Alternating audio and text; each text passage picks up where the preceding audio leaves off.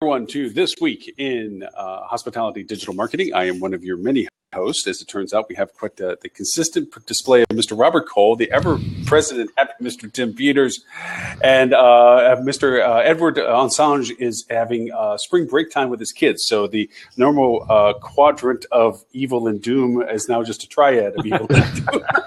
Wow. Well, you know, we're from. If you look at the last 2 weeks of discussion, we've signaled the death of hotel branding. We've signaled the death of OTAs, and I think we've poo-pooed on Chinese companies and Marriott. So I think we pretty much irritated just about anybody we possibly could irritate in any particular fashion or form from the content of the news. And I've just gone through the Wisconsin presidential primary, so yeah, I definitely see a bleak future for us. Canada's looking good. Yeah, exactly. Not far enough away.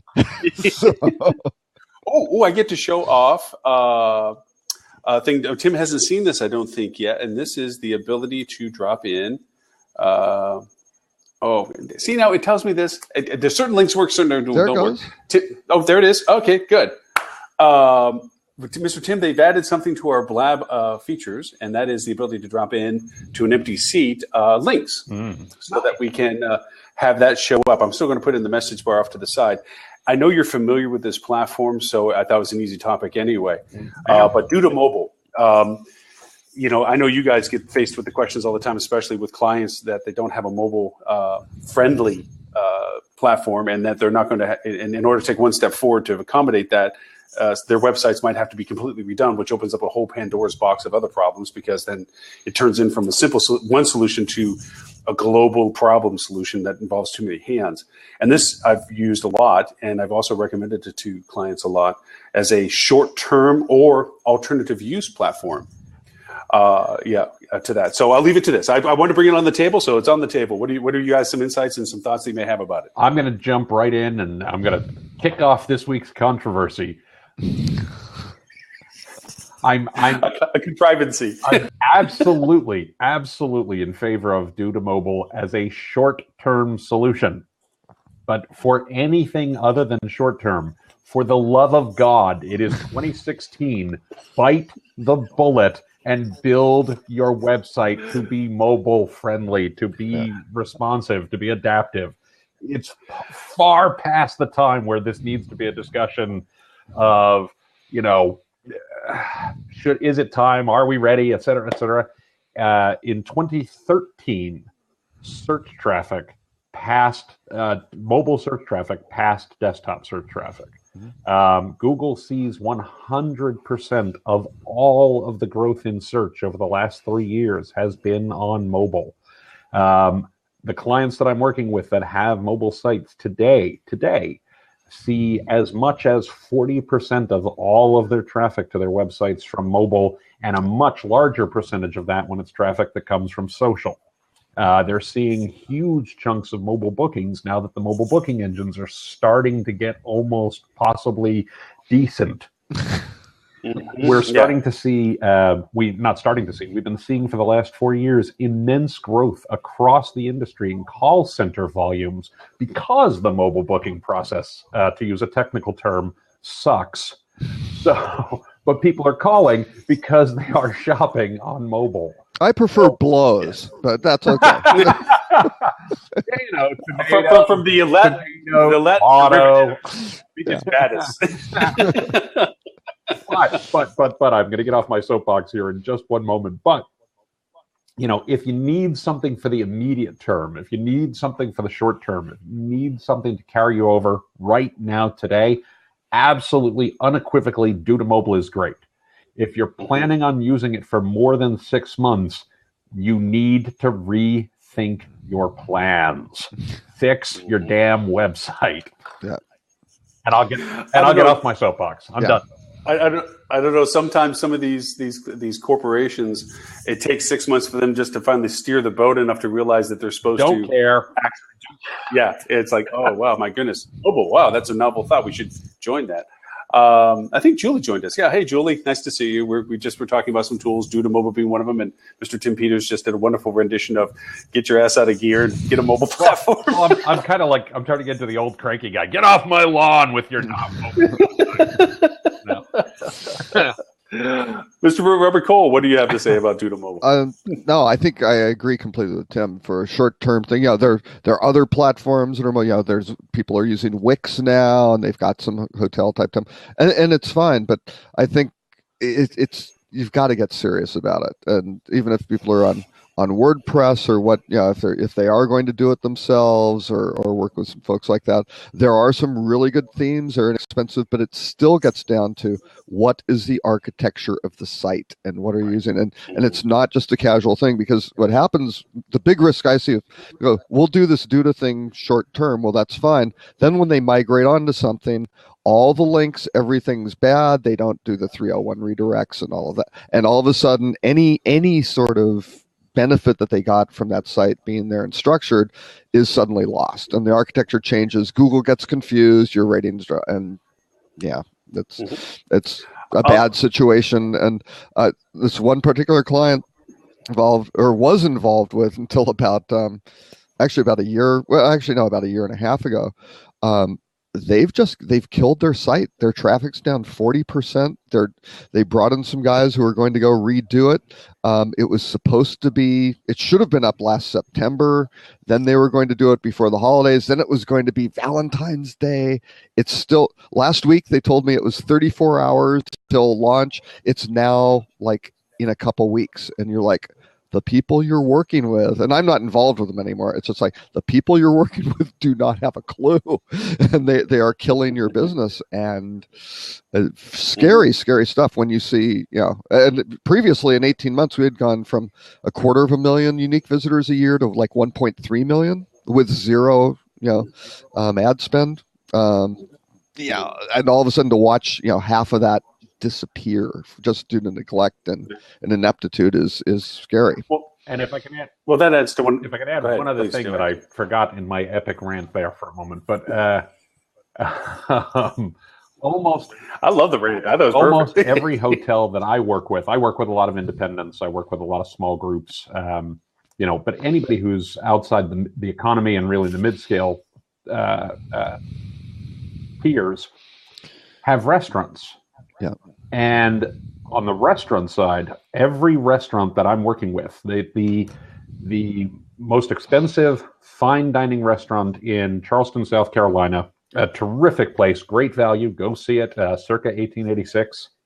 My good friends down there, owned by the Charmingons of Charleston.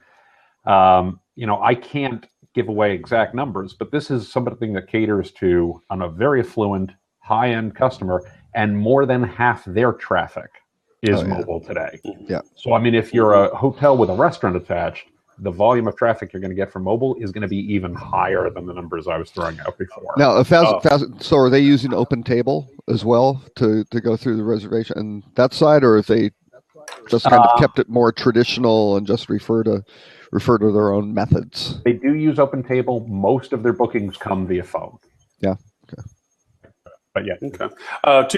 Two caveats to the Due to Mobile discussion I'd like to make. One is I completely agree with you, Tim, in the sense, if this is your reliant for mobile interfacing on the long-term sense, then you have no sense of where your business is coming from online.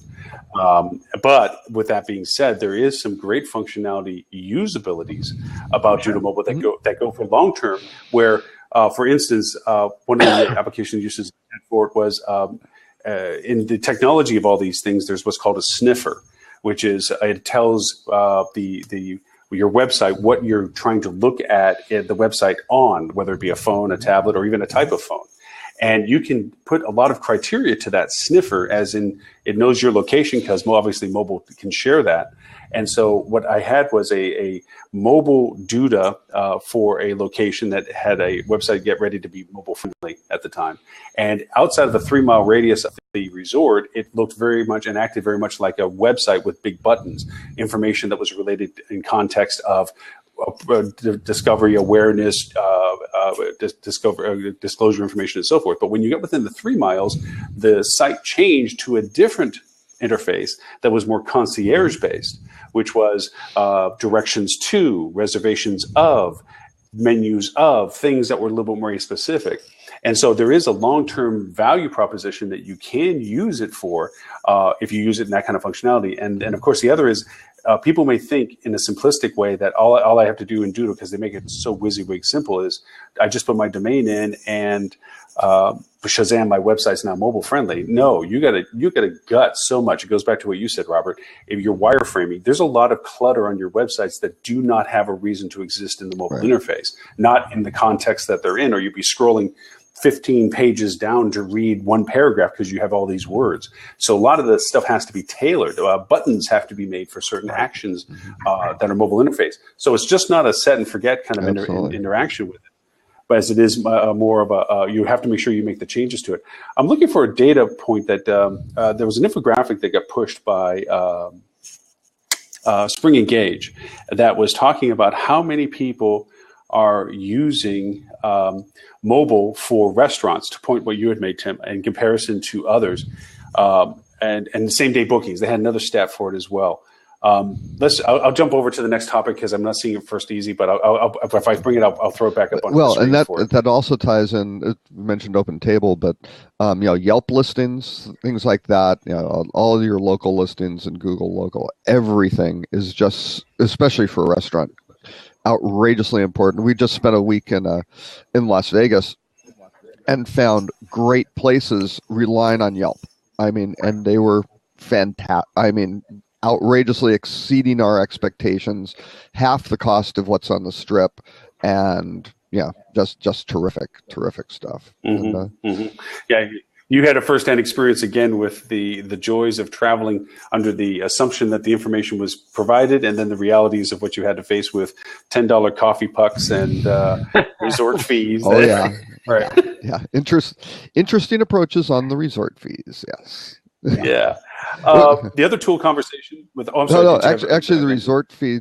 If I can rant for a second, let me tell you. I mean, these things are going to get knocked out.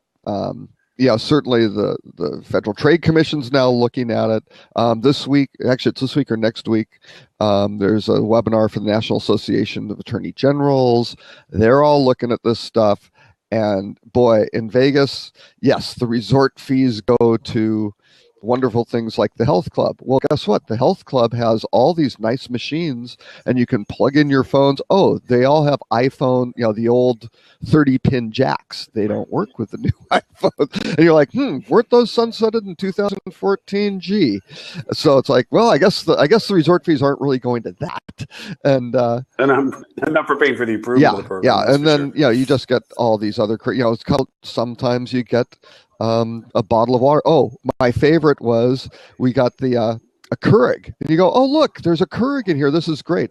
With a little box of K cups, $10 for four K cups, and you're sitting there going, wait a sec. Oh, I guess in-room coffee isn't included in this hotel's resort fee. And again, all that confusion, it just does nothing but piss people off. Well, exactly. What other industry, except for maybe buying a car, can you get to the point where you're ready to pull out your credit card and discover that the cost of the item you're going to buy is 20% more than what you agreed to pay at the start of the process? Well, and look at what's happened to cars. CarMax changed that. They are now the second largest auction house in the nation, and they're massive because it's like, here's the price. We're really good at knowing what the price of this car is, and if you don't like it, that's fine. Go buy it from an individual and buy it from somebody else, and that's fine, and go through hell.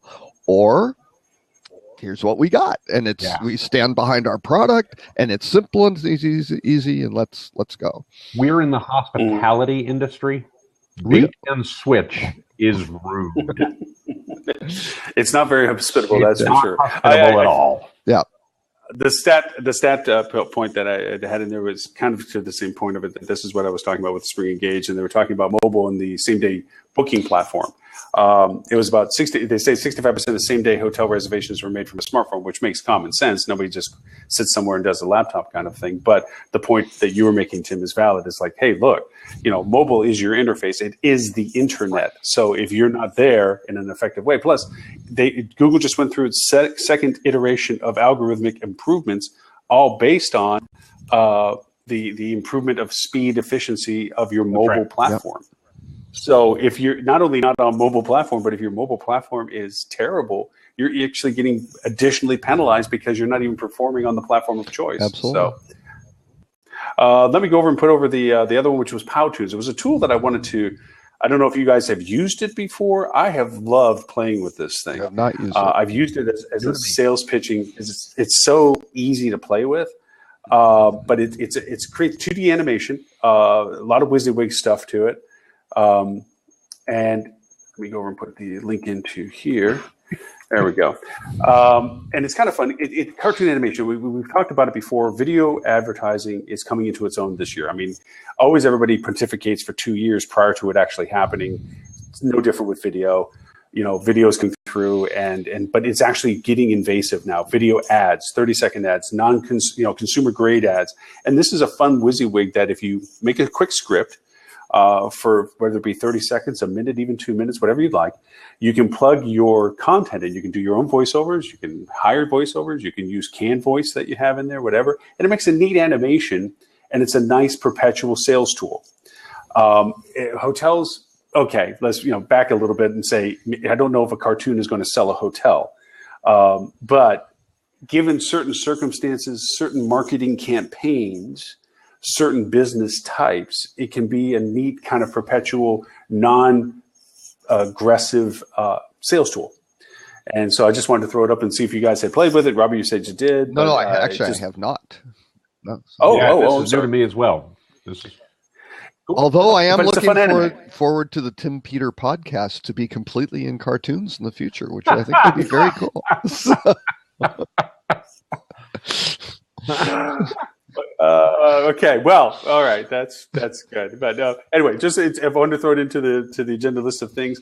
Some of the topics, Tim, since you didn't get privy to see them real quick, I had thrown 4 down, and Robert had another one she can share into it as well. The first one was, I thought it interesting that Amazon pushed into the paid-for space.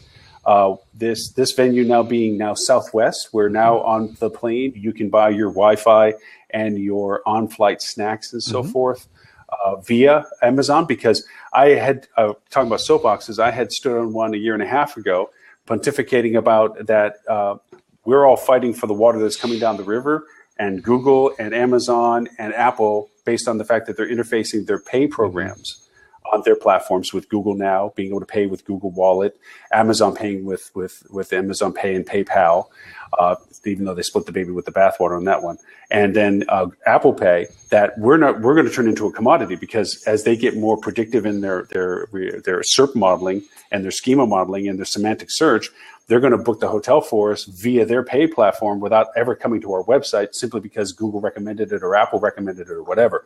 And this, I think, is a bit of an example of that, where they are stepping in saying, hey, how easy is this? Just hit this button. You already have the payment account set up for us. And, it's a done deal. I don't have to go anywhere else. I don't have to put my credit card in. I don't have to do anything else.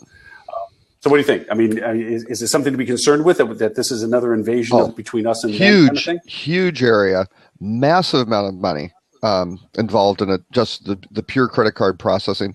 The other aspect of it, though, is I think when it really, really gets disruptive, when Amazon goes, you know what, we don't really need that American Express or MasterCard or Visa, and then they can go settle directly to your bank account. And there are a lot of groups out that are doing some very, very impressive stuff. Like Dwala is one of my favorites.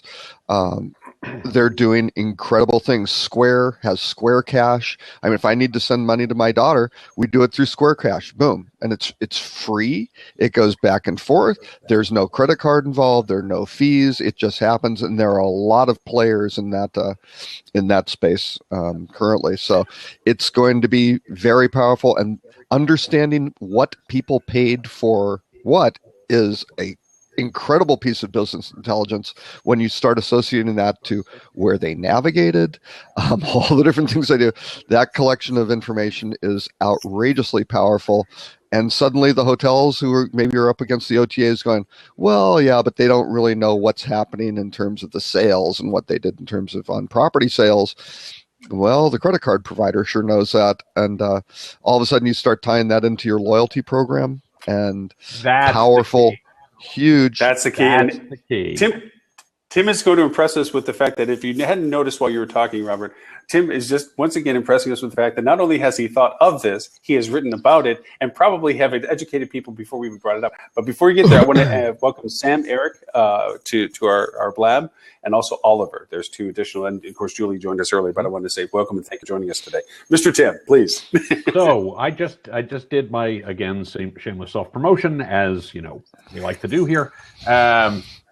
A couple of different posts, one called Why Mobile Payments Will Rule, that's from 2015, one Why I'm Bullish on Mobile Messaging and Payments, which was actually a podcast episode from last week specifically, where Facebook is now doing this. WeChat has been doing this for quite a while. I don't know if you've seen this in Asia, and I just got to spend a little time in Asia. We're seeing a lot of in-app apps. So these are apps that exist within the context of a messaging app. So if I'm on WeChat, and I have slides about this that I will get up at some point in the next week or so, where what you see is, as I'm going through the process of texting with my friends, messaging with my friends, I can actually go ahead and, without leaving the app, find a doctor. Right? So the doctors have scheduling apps right within the messaging platform. So we're seeing a lot of this shift. And again, payment, money transfers, things along those lines, which leads to this post, the one right down here, the third thing I put up, where we talk about OTAs wanting to own your guest every step of the way. Mm-hmm. Because once you have payments, once you have messaging, once you have apps, you can actually deliver service to the guest at every step in the journey, mm-hmm. in a way that, if you don't have the right platforms in place, becomes very hard for a hotel to do. It's going to be easier for a guest who's sitting by your pool or standing in your lobby, in many cases, to pull out their phone and tap the button to go ahead and connect with whatever service they want, take care of it, and have the payment happen seamlessly in the phone, without ever walking over to your concierge desk. Without ever asking. I just had this happen. I've been traveling for the last month, and every hotel that I've left, I've had a bellman ask, "Can I get you a car?" And I pull out my phone and say, "No, the car is pulling up now. I didn't walk out until the car was there." Right. And if you think about Uber, what Uber has done brilliantly, I think of Uber as one of the most brilliant payment platforms we've ever seen. Mm-hmm. Because when you want a car, you tap the button, the car arrives, you get in the car takes you where you want to go, and when you're done, you get out and walk away. You never pay, right? The payment happens seamlessly in the background. When we think about Uber Eats, which exists in some places, I go ahead and I order my food, the food shows up, and again, I never have to do anything to pay. The payment just occurs. Mm-hmm. And that's what these platforms, what Amazon is trying to do here, what Facebook is trying to do here, what Apple is trying to do with making Apple Pay now available via browser-based as well as apps. Yep. That's where we're headed. And it's an immense ability to create a better service experience that hotels and hotel operators need to be paying close attention to. And I don't think any hotel, or very few hotel companies, are going to compete directly with the payment providers. What I do think is going to happen, and Robert, you hit it exactly on the head, or Lauren, if it was you, I want to give credit where due, is you talked last week about the death of hotel brands. And this is something I've been thinking about for a bit. I actually think where the hotel brands will do well, if they do it correctly, is by making their loyalty programs that common currency. Because if you can control payment with your Marriott Rewards points, or with your Hilton Honors points, or with your Starwood Preferred Guest points, or with your Wyndham Rewards points, or whatever it happens to be, that could be a really seamless experience that does contend with what the OTAs are doing in partnership with these folks or things along those lines. And the company that I would look at as the model for this is Starbucks, because Starbucks probably has the best mobile payment platform of anybody out there. Right. Right. Well, and it's all based on loyalty. Right. And I had a client actually outside of the travel industry a few years ago who was in basically data processing for. Oh, and I'm getting an echo here. That's very strange. Oh, now it's gone. It went away. It went away. Okay, yep, good. It's just gone. That was involved in payment processings, both with ATMs, credit card processings, basically a Square competitor. Square, all that great mobile stuff, Starbucks actually had Square doing all of their transaction processing for several years, which actually almost killed Square because they quoted such a low fee that they couldn't survive off of it. So Starbucks is now doing it, but they got all of those learnings. And the bottom line wasn't just, do we get a lower fee on our credit card processing? It was the whole payload of information that basically powered the loyalty program. A great example that I use here in Wisconsin, Marcus Theaters, who's part of Marcus Hotels, sister company. Actually, they're the fifth largest cinema chain in the U.S. They've got their little loyalty program. They put it together. It's run with a couple people. It's very small. They have, and this was a year ago, they had 1 million members then. I mean, they're running it literally with a handful of people. But what do they have? They have a card. You go in and, hey, they've got an app. You can use it. It keeps track of your dollars per points. Every time you spend $100, you get $5, right, in credit automatically on the card. You can use it for anything. You can use it for tickets. You can use it for popcorn. Doesn't matter. Tuesday nights, if you're a member loyalty program, $5 movies. Those are great with a free 40-ounce popcorn. Right. Sort of thing. They turned their Tuesday nights from something where nobody showed up to the movies. They are packed. You can't, you have to plan in advance to book. If you book on their mobile app, you do not pay the whatever it is, $1.25 fee or $2 fee, whatever it is for that, all for benefits for the mobile program. And it's structured where, people who aren't part of the program actually pay regular, and it's not really that they're discounting stuff to people. It's here's stuff that went along with, aside from the value-added benefits of like the popcorn and things like that. It's genius. It's easy. Right. All they do is they scan the stuff. They don't have it quite set up where you walk in the theater. You still have to go have a ticket printed out either at a kiosk or by someone at a desk. But it's all paid for. And how did they set it up? Through their credit card process. Right. That was who pulled all of that together, and that's a huge thing. I had a client actually a year ago that were redoing their loyalty program. I really wanted them to take that approach, and they chickened out at the end of it. They didn't. That was too radical for them. It was like, no, it's not. It's less expensive. So what's going to happen? Yeah. And when you have 1 million members and you're running it with 2.5 people, something like that, that's pretty powerful stuff. Well, you also pointed out at the business intelligence you gather from the purchase history as well. But two things to add to that. One related to another news topic, which I hope is going to be probably one of the last times we talk about, at least current time, and that is the Marriott Star thing. It was an interesting statement from Marriott that once it was finally decided that they were the winner of the Battle of Starwood, that their main focus, their primary value proposition of why they made so much effort was the Starwood rewards program. Absolutely. That was.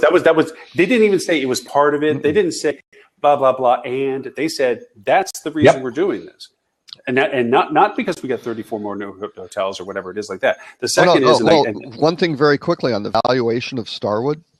The folks that I was speaking with about they were looking up to 3% of the valuation of Starwood was that rewards program, sort of thing. And when you look at something, 66% of Starwood's inventory are Sheratons and Westons, and that's actually a problem because those brands are not as well developed in terms of positioning as a lot of the new brands that have almost no hotels.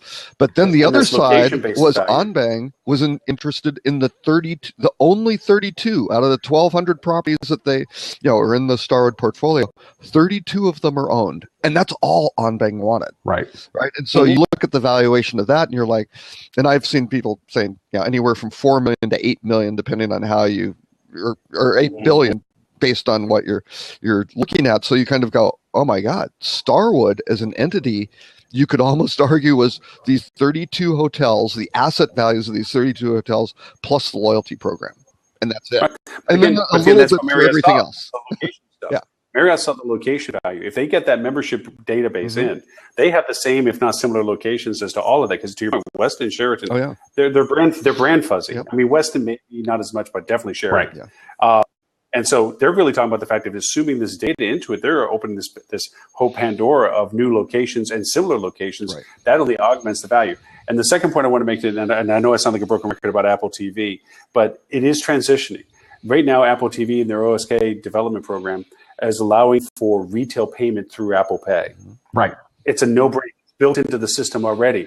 Airbnb is still in that space. TripAdvisor is still in that space. There's 4 new apps that I've seen that are doing well at it on guides and destination stuff, and it's a click to buy. Right. So with the Apple-based platform that's in there, you're going to get them at their engagement stage, their discovery stage, in the comfort of their own home, and you're going to be able to allow them to convert into purchasing from that and then carry it onto the mobile platform that's already in their pocket when they arrive at the destination. My daughter, who's 25, cord cutter. Apple TV's her thing, right? She's got she's got her MacBook, she's got her iPhone, she's got her Apple TV. I had to force feed myself. And Netflix, right? She's done. You want to talk about bad circumstances with this? A week ago, Directv, their hardware failed on us, and my wife, which you never want to piss off a wife, was on the phone with something all three of us can all agree on. I'm not going anywhere near that. She lit up on Directv. So for a week, we didn't have TV. Well, I had Apple TV, so I'm like, I'm to the rescue. And she actually fell in love with it. She realizes now all we had to do was connect the antenna to it, which we had. I have an HD channel box that allows to control the local channels through Apple TV and do DVR recording. We don't need it. We're going to cancel the subscription in July because at this point, the channels that we watch, if I put all the channels together that I want to watch, it's less than half to pay for the extra add-ons to Amazon Prime and all the other stuff than it is to pay it through DirecTV. Yeah.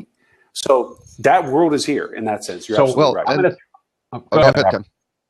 Oh, okay. Very quickly, just to augment a point Tim was saying about Uber. Yes, Uber, very well established, huge. Everybody's got their app, but what have they done? It now works through Facebook and the Facebook Messenger platform. You don't need the Uber app anymore. You've got the Messenger.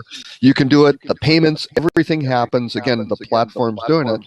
And what are they doing with WhatsApp? WhatsApp now just got their security completely encrypted. So all of a sudden you have a level of height security. And just one more point before Tim.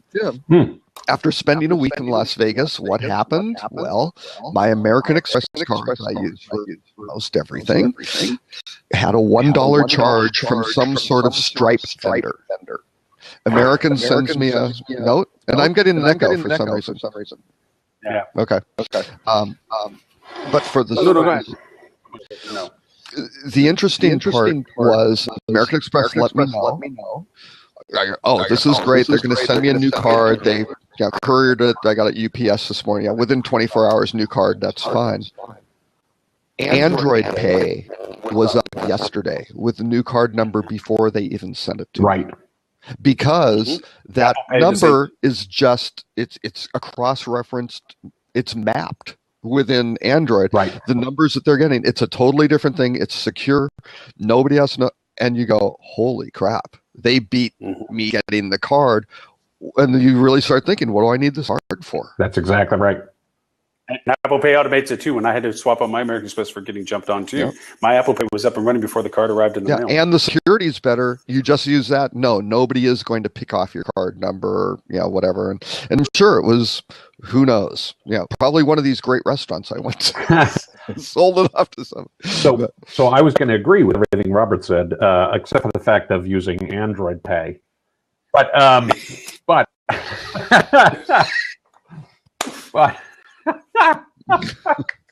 But My phone's bigger than your phone. we call that overcompensation, Robert.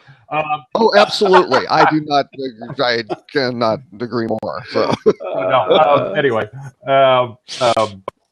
so if I can, I'm going to take a pass. This is the first time I've said this out loud this way. I'm going to take a pass at wrapping up some of these things with a bow, because it's something that I've been talking about and writing about a little bit and speaking with clients about a little bit, but haven't yet figured out how to package in a framework, right?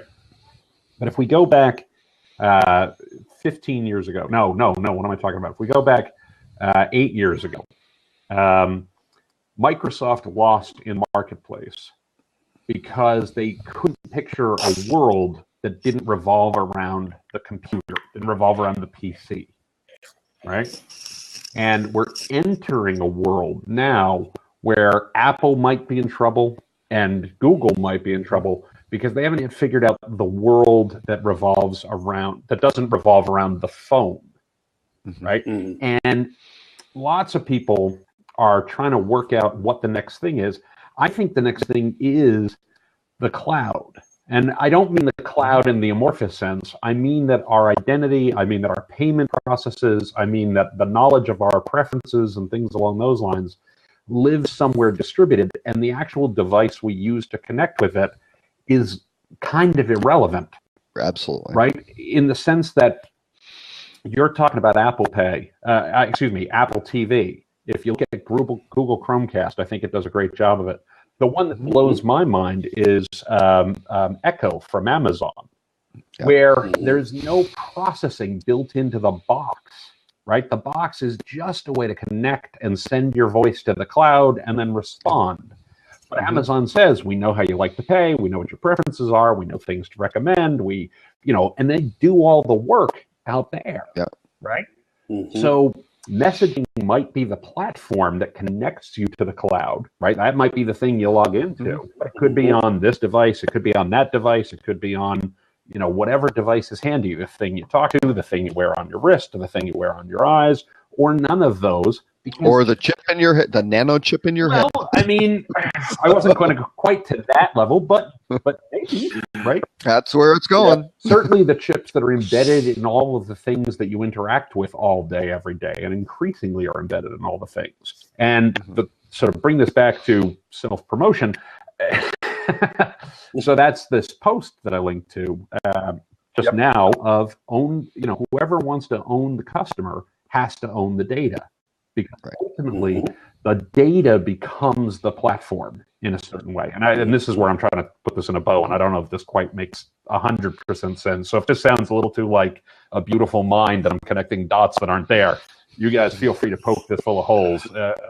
Nope, I'm with you on this. But that's kind of where we're moving. So when we talk about Amazon getting to payment processing, connecting to all these pieces, it's just additional data points for them to understand the customer better, to then provide better services, because they have the best platform, which is AWS. Right? They've got this huge set of data and huge amount of processing that it might not be Amazon who wins. It might be Uber. It might be Expedia. It might be Marriott with all the Starwood preferred guest folks. It might be Amex. It might be Apple. It might be Google. It's tough to say who it will be, but I think that's the paradigm. That's the metaphor that wins, is the folks who actually can control the data and understand the data and interpret the data and use the data to provide the right experience to the customer wherever they happen to be, are the folks who are really in the best position. And I think hoteliers need to be thinking about whether it's something that they get from their brand, whether it's something they get from their technology provider, whether it's something they get from their loyalty program, whether it's something they get from a partner. That's how they need to say, how do we incorporate that back into the on-property experience, the pre-arrival experience, the booking process, and the post-stay process, such that people go, these are the guys who get me, and I get all of the stuff I get from this little thing even better, because they also bring me my drink and bring me my food and make sure the room is the way I like it, and on and on and on and on. Right. Well, I mean, I'll add a crystal ball to that, which I think was more of a Dallas local broadcast than it was a national one. Toyota, of course, as you know, is relocating here to Dallas. And they're opening this massive complex, which is making real estate sales very nice. And they were talking about their support of the community and so forth. And they were talking about next generation innovations that they're doing. They were showcasing to the local hooty-hoos what Toyota is building in the future. And one of it was facial recognition for security coming up to a car. Then they talked about this, and it's just like my ear went, what? They go over and say, when you get the car, and they have this nice little dashboard thing, they said, and it will help you guide your way home and tell you what restaurants may have seating available, what specials are, and what are your favorite restaurants. And you start thinking what you just talked about, Tim, where it's like, okay, I have this now intuitive algorithmic artificial intelligence, Google, let's take them because they're the first in the program with it. And I have this messaging interface that I simply have to talk in dialogue. Now as a user experience, I'm in my car, and it can say, hey, your favorite sushi restaurant has a sale right now or a special, and you can go into it and you want to go. And now you look at Tesla, who's driving their self-driving car. And by the way, I hopped in one recently of Digital Alchemy. Don Hay has one, and we were zooming down the road, and it's just the neatest thing in the world to have the car just drive itself. Well, now you start talking to the car. Hey, I want to go to the sushi place. Okay, fine. All right. You know, it tells you, hey, Lauren, the sushi place has a special. Great, let's go. Boom. It just drives you there. So that, and I add that to the fact that I'm driving here to where I'm at today, and I go by a building, and I drove by, and I've driven by it probably a couple dozen times. It was a hotel. I never knew it was a hotel. It had this weird, funky logo, Nayo or something weird. And I'm sure the owner is very proud of his logo, and I'm sure he's very proud of his building, but it looks like any other building, and it looks like any other logo. And until it said hotel under it, I never acknowledged that it was a hotel before. And to me, it's like, wow, I drove by it. So now if you're not on those systems we're talking about, you're going to be driven by, because you're only going to rely on those systems for the convenience of saying, oh, yeah, let's just drive me to there. And you're going to drive right by something else that might be better, but I don't know it. So, well, and if you tie on to the Amazon thing, the other thing that Amazon has, a few of their pillars, certainly Amazon Web Services, certainly Amazon Prime, but the other one is that collaborative filtering recommendation engine, which is certainly has more data in it than anybody else's. You're going to say, I want to go to my favorite sushi restaurant. Cars at some point going to come back and go, you're really going to like this place. It's closer, it's cheaper, it's better, whatever. And we've got, the algorithm will figure it out and go, there's like a 99% chance you're going to like, this is going to be your new favorite place. You heard it here first. Amazon buys Yelp. Yeah, hey, Yelp is a weird. It's like toxic waste. Nobody wants to buy. They look at the value and they haven't really figured out the monetization. And I think everybody thinks they can do it themselves and they don't have to go pay the premium. But what Yelp is outrageously useful. And as long as the user interface kind of sucks, and yes, you always have to go hit the filters and go through this and your current location and stuff like that. It doesn't exist in certain places in the world. As a guy who was just in Vietnam and was dying to find some place to eat, and not knowing anything about anything in Vietnam. And the other thing though is I think it's everything as a service, for the cloud. It's experience as a service, it's engagement as a service. I'm stealing the hell out of experience as a service. That is, hold on, I'll be right back. I gotta go trademark something. It's actually the abbreviation is yes. But all those different aspects of it's going to be that sort of delivery of, we understand you, we know what you like, here's what true value is from a product perspective. And then it gets very interesting for the brands, because when I was in Vegas, we decided one night we're going to have Italian food. We go, great, well, and we're on the Strip, right? So countless opportunities. We found a place to go. We actually had a rental car, right? Because in Vegas, you can park for free, valet parker, just a couple bucks. It's very easy. But we drove out this place. Today's Blabcast brought to you by Casa di Amore, conveniently located on East Flamingo. But anyway, this been there. Let me know when you do that next time, and I'll just pipe in some music. Exactly. So we got a lot of This is old school, great Italian food. Oh, they're very nice. And you're in Jersey. You could probably get a Sinatra guy coming. But these guys, old school place, not the cheapest in the world. Great Italian food. Really engaged, individual localized manager. They don't have, 20 of these that they franchised. What do? They said, oh, next time, take the limo. Because here's the card. It's free. We'll pick you up at the strip and bring you. All you do is tip the driver. And this is great. Plus, these guys are geniuses, even though they're so old school. They have, if you buy a cannoli, and the cannoli's $8, which actually from Vegas standards, we kind of thought that cannoli was going to be like $20. And they don't put the price on the dessert menu. Cannoli, you get a t-shirt with their thing, and it says, of course, leave the gun, take the cannoli on the back. Right. So my daughter has one of those now, right? She had to have one of the shirts. Really smart stuff. I mean, Instagram, Facebook, all this. Look at it. This is great stuff. That's the place to go, because, and of course, all the setting and everything like that. They have modern. Instead of the old frame pictures, they have video monitors, right, which are changing the scene so you can see the Rat Pack, all these old casinos, all that stuff rotating through. Really, really smart. And you go, independent, no brand.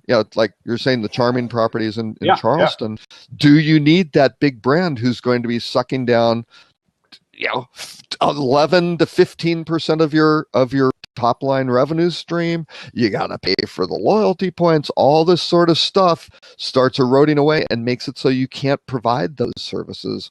Going to be pretty interesting. I will tell you, I'm on the fence. I years ago, I was very much on the, brands are doomed. I just was like, brands are dead, because your brand is only as good as your last TripAdvisor review. Mm-hmm. I also think that what we're going to see is a deconstruction of the brand. We're going to see a disaggregation of the brand, because I think what you do need, and I mean, I love my friends in Charleston, Charmington's of Charleston. Check them out. They're spectacular, truly. Best hotel, only 5 Diamond Hotel in Charleston, South Carolina. Terrific places. They do a great job. They bring in people. They bring back guests again and again and again. Mm-hmm.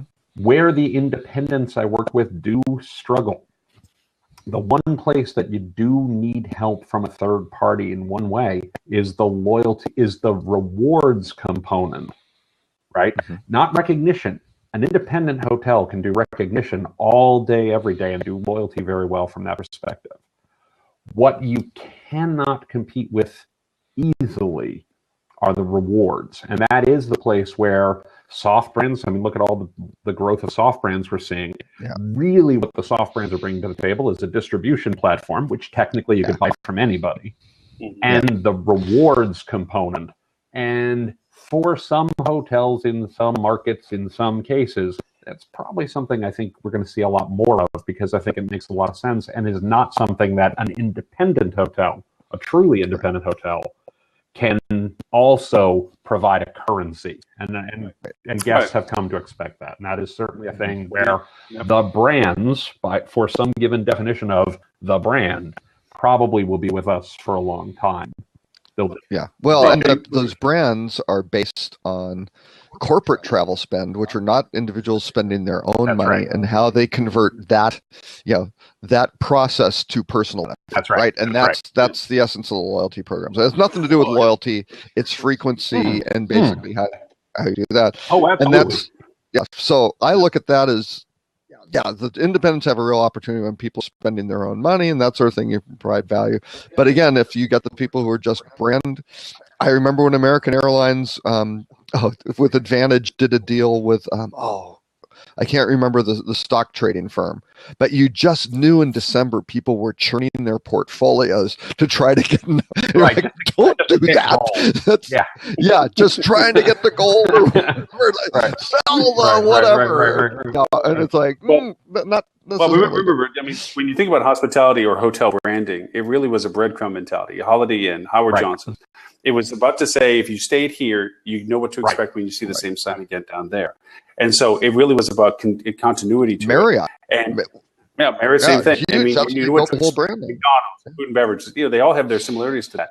that breakdown is very legitimate.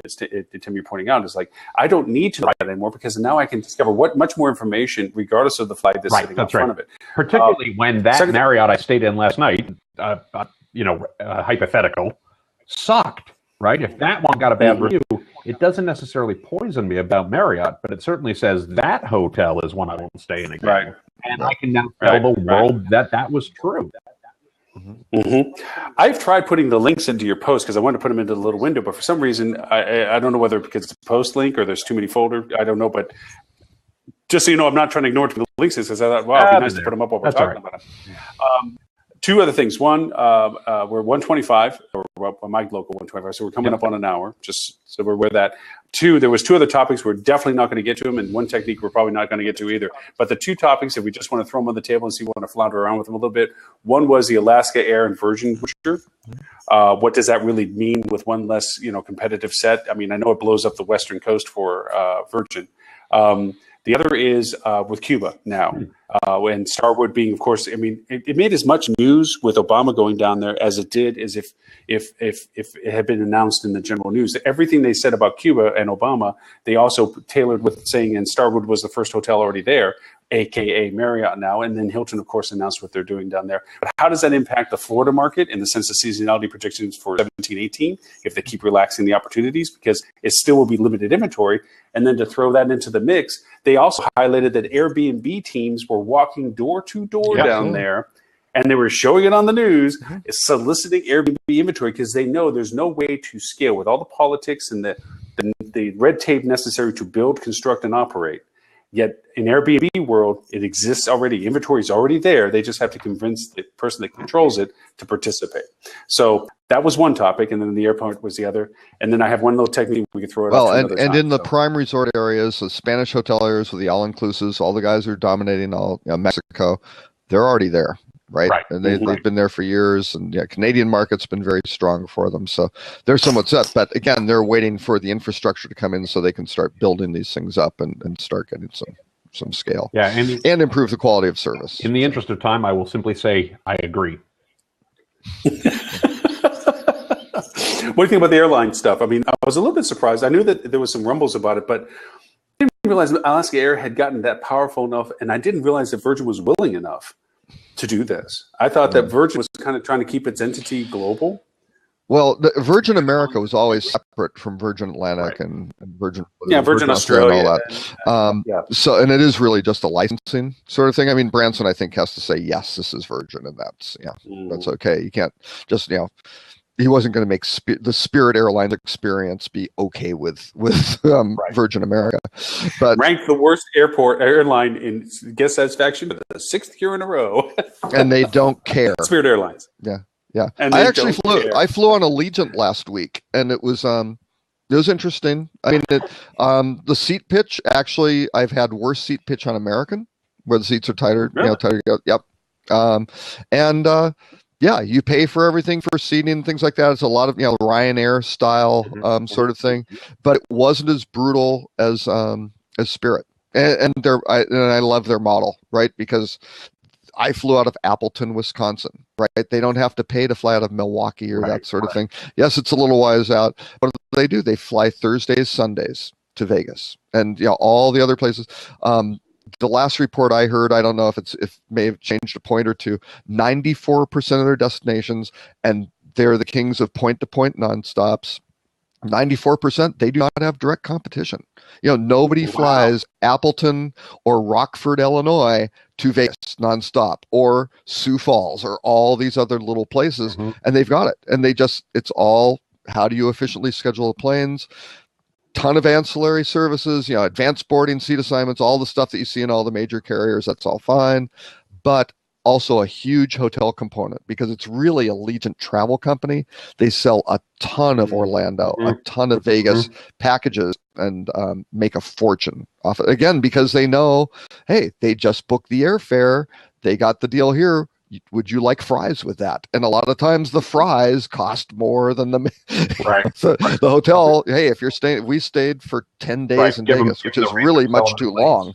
But that was a lot more than what we paid on airfare. Right. Certainly. Yeah. So. Yeah. Now, I know that you had the Acor conversation we wanted to have about them buying into the rent-to-home community thing. But you know what? That's a live enough conversation for next week, too. That's a good discussion for next week. Yeah, that's a good one because I really don't want to just squander that because that's solid conversation.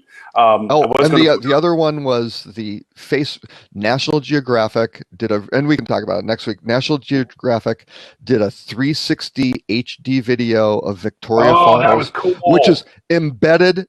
It's native Facebook video. It is the coolest damn thing. Yeah, we need to talk about that. That is a game changer for destinations, hospitality. I'm going to claim back. I'm going to claim back. I've been ranting about 360s and virtual for a while now for travel space. But it's also on the platform, and it's easy, and you don't have to have an app. And when you do it on your mobile, the Facebook app copes with the accelerometer, right? So it works on Android. It works on you don't have to worry about any of that, except you have to be beholden to Facebook.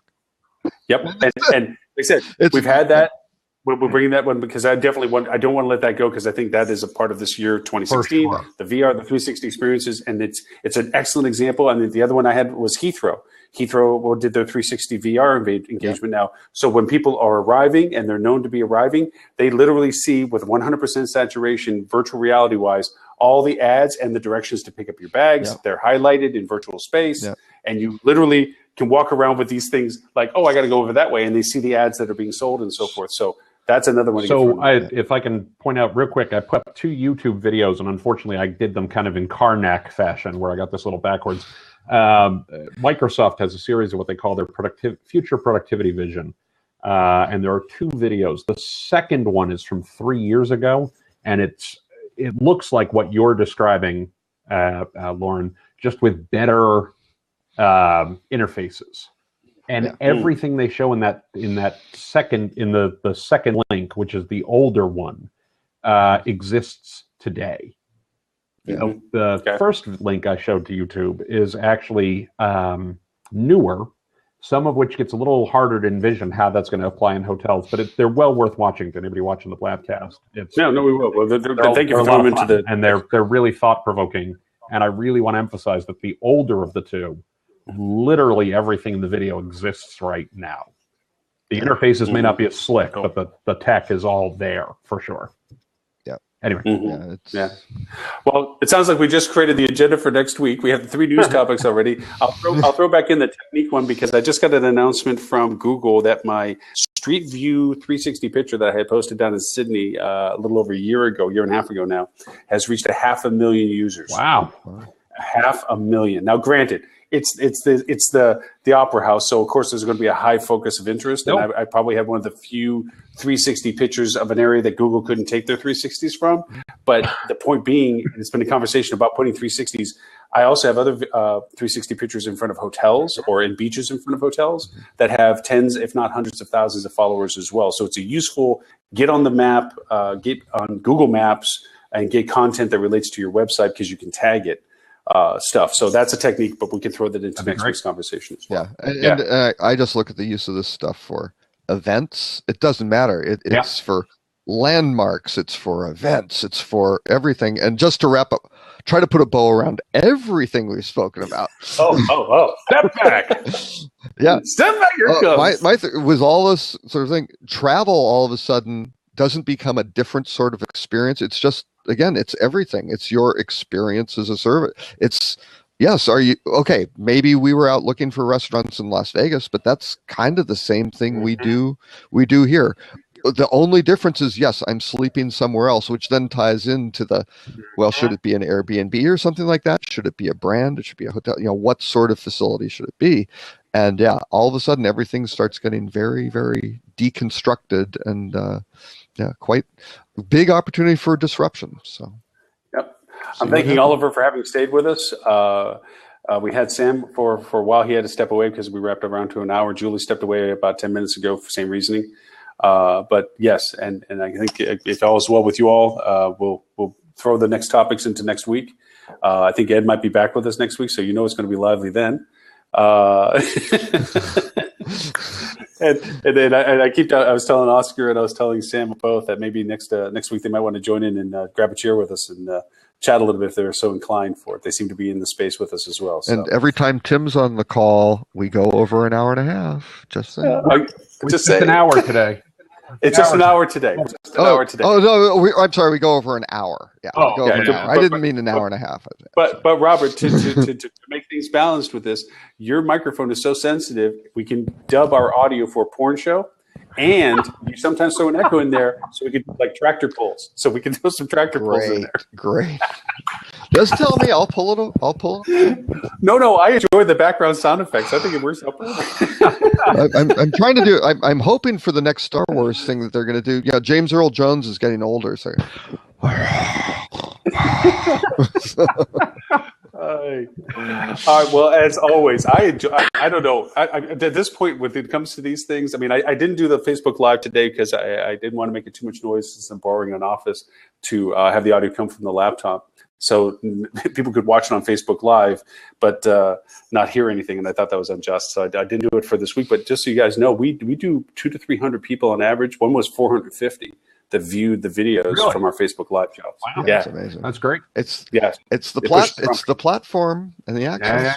It is the platform and the access. So I'll make sure that next week we're set up to put in there because I hate to lose the audience just because of circumstances. Yeah. So I'll throw it in for that. I also maybe we can talk between now and then, but I'd love for either because I tried to do the Facebook Live and for Periscope at the same time. Too much dialogue. I couldn't keep the two conversations going through it. So maybe we can pony up and have one involved. If you want to do the Periscope, I'll do the Facebook Live and so forth and so on. And we'll just get a little bit more audience space out of that. So, and just mentioning Periscope, I saw Arnie Weissman with Travel Weekly is at the World Travel and Tourism Council meeting in Dallas this week, and he's doing Periscope session. And it'll be interesting. I think it'd be interesting to see how many views he gets off of all those sessions. So he's talking to Dara, he's talking to various people throughout the industry. So, but again, if that was on Facebook, kind of doing it live, right. I would think all of a sudden you get a substantially larger audience. Oscar was from Portugal with us today. He was in Portugal. Nice. Little odd time shift for him. So again, gentlemen, as always, a rare to say. Like I said, I don't care if there wasn't an audience. I enjoy these conversations for therapy. Exactly. It's so hard to talk to people digital marketing. Cheaper than therapy. That's our new tagline. New logo. That's what it is. Yeah. All right. Well, listen, again, thank you both so much. We'll see everyone next week. Same time, same bad channel, 12:30 Central, 1:30 Eastern. And what does that make? 10:30 on Pacific time. And in Portugal, 5:30 in the afternoon. And I think 1:30 p.m. in Newfoundland, probably, right? Thank you. That's so important. Oscar, thanks for staying with us this whole time. And gentlemen, as always, thank you so much for the time and the company. And we'll see you all next week. Bye, everybody. Take care. Bye.